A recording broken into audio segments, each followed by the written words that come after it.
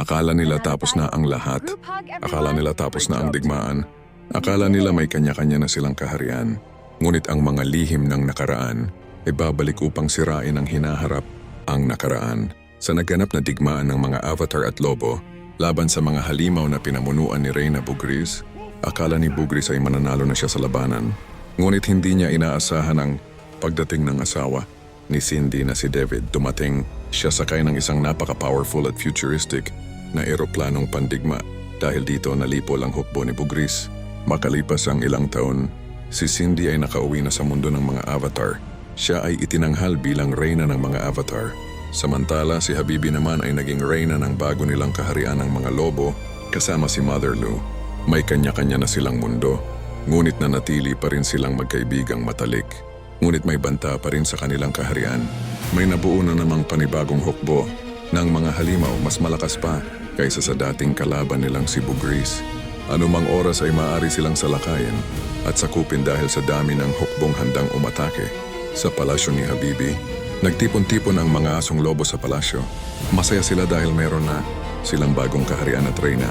Nagbunyi sila kasama si Mother Lu. Ngunit biglang may isang lalaking pumasok sa kaharian at lumapit kay Mother Lu. Siya si Chito, ang dating manliligaw ni Mother Lu. Nagulat si Mother Lu kung paano nakapasok si Chito sa kanilang kaharian.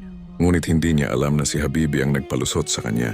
Alam na ni Habibi ang tungkol sa kanilang nakaraan dahil naikwento na ito ni Chito noon. Dati may tagpuan sina Chito at Mother Lu. Balak sanang ipagtapat ni Chito ang tunay niyang nararamdaman. Ngunit nagtaka siya kung bakit hindi na dumating si Mother Lu. Nawalan sila ng komunikasyon dahil biglaang inatake ang kanilang kaharian ng mga halimaw sa pamumuno ni Bugris. Ang pinagmulan ni Chito. Si Chito ay bunsong kapatid ni Sean sa ama. Nabuntis ng ama ni Sean ang ina ni Chito na si Telma. Si Telma ay isang dalagang pungangira na kapitbahay ni Rekmar. Noong unang panahon, malaya pang nakalalabas-pasok ang ama ni Sean sa mundo ng mga tao. Isa siya sa mga general ng hukbo ng kaharian ng mga Avatar. May kakayahan siyang buksan ang lagusan patungo sa mundo ng mga tao dahil binigyan siya ng susi ng hari. Ngunit nang malaman ng hari ang paglitaw ng mga halimaw na ipis sa lagusan, ipinagbawal na niyang buksan ito. Natuklasan niyang nais pasukin ng mga halimaw ang mundo ng mga Avatar.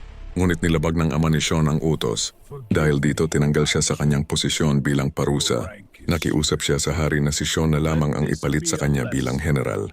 Pumayag naman ang hari, kaya si Sean ang naging bagong general ng mga Avatar sa mundo ng mga tao.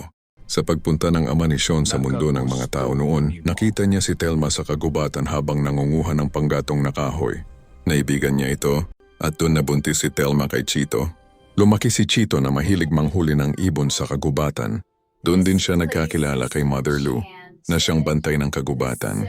Madalas silang magkita noon sa ilalim ng punong kahoy, kung saan naroon ang lagusan papunta sa mundo ng mga Avatar. Ang muling pagkikita, sa kanilang muling paghaharap, biglang niyakap ni Chito si Mother Lu. Napaalulong ang mga lobo sa tuwa at napangiti naman si Habibi habang pinagmamasdan sila. Ngunit biglang lumindol.